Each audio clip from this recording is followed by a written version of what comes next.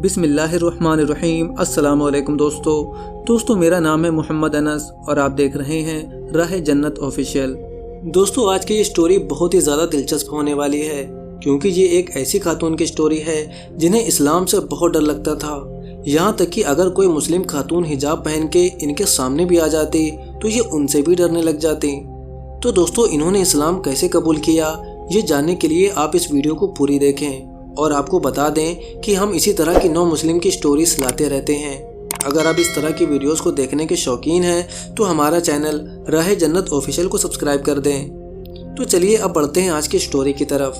یہ اپنے بارے میں بتاتی ہیں، میرا نام ربیکہ ہے اور میرا تعلق اسکاٹ لینڈ سے ہے۔ میری عمر 26 سال ہے اور میں نے 2 مہینے پہلے ہی اسلام قبول کیا ہے۔ اسلام قبول کرنے سے پہلے میں نے لگ بھگ 1.5 سال تک اسلام کو اسٹڈی کیا۔ میرے اسلام کے متعلق سارے ریسرچ آن لائن مواد سے حاصل کی ہوئی ہیں اور میرے اسلام کی طرف مائل ہونے میں یوٹیوب کی بہت ساری ویڈیوز کا بہت بڑا کردار ہے، جو کہ نئے اسلام قبول کرنے والوں نے اپنی سٹوری یوٹیوب پر شیئر کیے ہیں۔ خاص کر خواتین کی ویڈیوز کو دیکھ کر مجھے بہت مدد ملی، جو کہ میری طرح ہی اسلام کے متعلق تحقیق کے بعد مسلمان ہوئی تھیں۔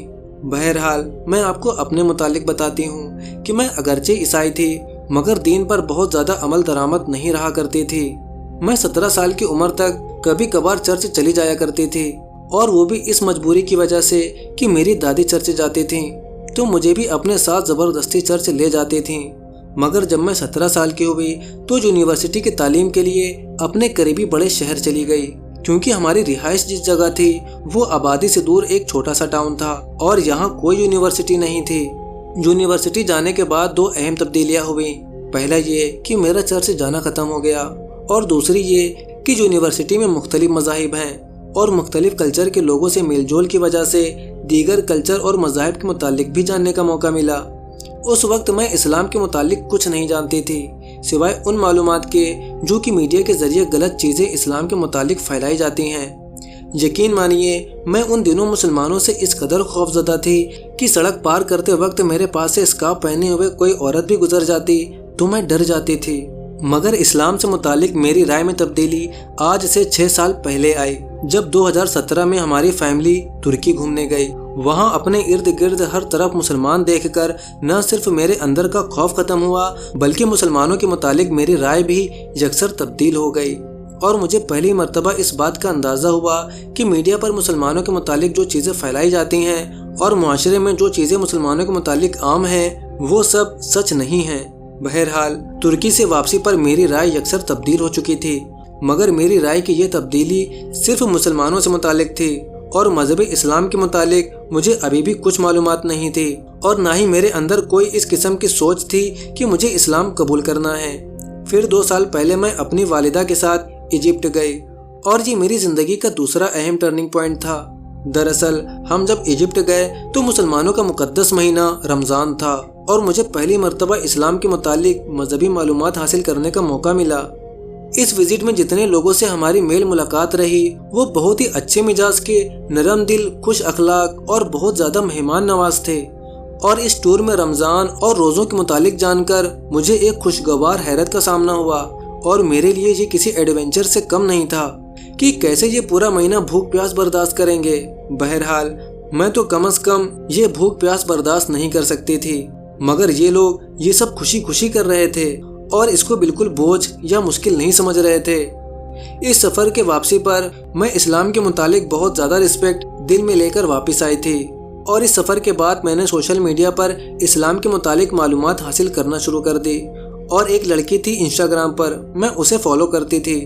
وہ لوگوں میں فری قرآن مجید تقسیم کر رہی تھی اور تمام غیر مسلم لوگوں کو دعوت دے رہی تھی کہ قرآن کو انگلش ترجمے کے ساتھ پڑھیں۔ تو میں نے بھی اس سے آن لائن آرڈر کر کے انگلش ترجمے کے ساتھ قرآن پاک منگوا لیا، مگر میں اس کا بہت زیادہ مطالعہ نہیں کر سکی سوائے 1-2 مرتبہ کے، کیونکہ زندگی میں انسان کو اور بھی کئی مصروفیات ہوتی ہیں۔ مگر میں نے اپنے لیے قرآن کی انگلش ترجمے والی CD خریدی، اور وہ اکثر میری کار میں چلتی رہتی۔ میں جب کبھی بھی گھر سے باہر جاتی اس CD میں سے تھوڑا سا قرآن عربی میں پڑھا جاتا اور پھر اس کا ترجمہ انگلش میں بیان کیا جاتا۔ اس طرح میں قرآن کو سنتی اور بہت اچھا محسوس کرتی تھی۔ قرآن کو سنتے وقت میں جو سکون محسوس کرتی اسے لفظوں میں بیان نہیں کیا جا سکتا۔ پھر 2022 میں قطر میں فیفا ورلڈ کپ کا انعقاد ہوا اور میں ورلڈ کپ دیکھنے قطر گئی۔ قطر جیسے اسلامی ملک میں ایسے وقت میں جانا جب میں اسلام کے متعلق تحقیق اور مطالعہ کر رہی تھی، ایسے وقت میں قطر کا وزٹ میرے لیے بہت ہی مددگار تھا۔ وہاں ہم ایک مسجد میں وزٹ کے لیے گئے تو میرے لیے یہ چیز بہت ہی شاندار تھی کہ وہ لوگ نماز کے لیے کس طرح تیاری کر رہے تھے۔ کافی دیر تک مسجد کے سامنے کھڑے مسلمانوں کو نماز پڑھتے دیکھتی رہی۔ او میرے خدایا، وہ عجیب منظر تھا۔ بڑے بوڑھے جوان اللہ کے سامنے عبادت کے لیے جلدی کر رہے تھے اور پیچھے رہ جانے والوں کو نماز میں لوگوں کے ساتھ جوائن کرنے کی جلدی تھی۔ میں بہت دیر تک مسجد کے باہر بیٹھی یہ سب دیکھتی رہی اور میں رو رہی تھی۔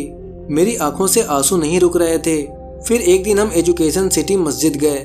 ماشاء اللہ وہ بہت شاندار مسجد تھی۔ بہرحال قطر کی وزٹ سے واپسی پر میں نے محسوس کیا کہ میں اب اسلام قبول کرنے کے لیے بالکل تیار تھی۔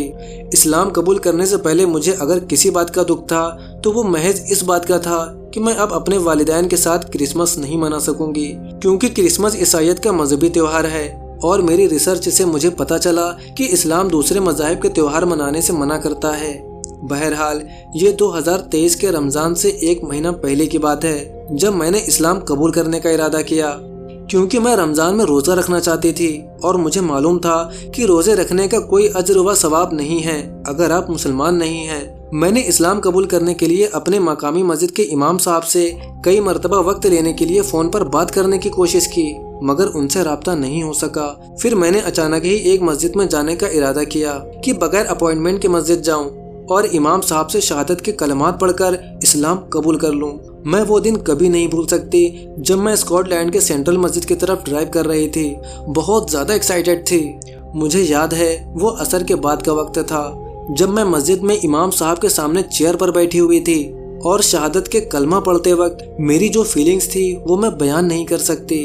پھر رمضان آیا۔ اسلام قبول کرنے کے بعد وہ میرا پہلا رمضان تھا اور میں نے اس رمضان کو ویسے گزارا جیسا کہ میں چاہتی تھی، اور الحمدللہ میرے اللہ نے مجھے توفیق دی کہ میں روزے رکھنے کے قابل ہوئی۔ اسلام قبول کرنے سے پہلے میں سمجھتی تھی کہ شاید پورا دن بھوکا پیاسا رہنا میرے لیے ممکن نہیں ہوگا، مگر جب اسلام قبول کرنے کے بعد میں نے روزے رکھے تو وہ سب اتنی آسانی سے ہو گیا کہ میں نے سوچا بھی نہیں تھا۔ میں آج اللہ تعالیٰ کی لاکھ لاکھ شکر گزار ہوں جس نے مجھے اپنی طرف آنے والے راستے کی ہدایت دی، اور الحمدللہ اللہ نے مجھے اسلام کی نعمت سے سرفراز کیا۔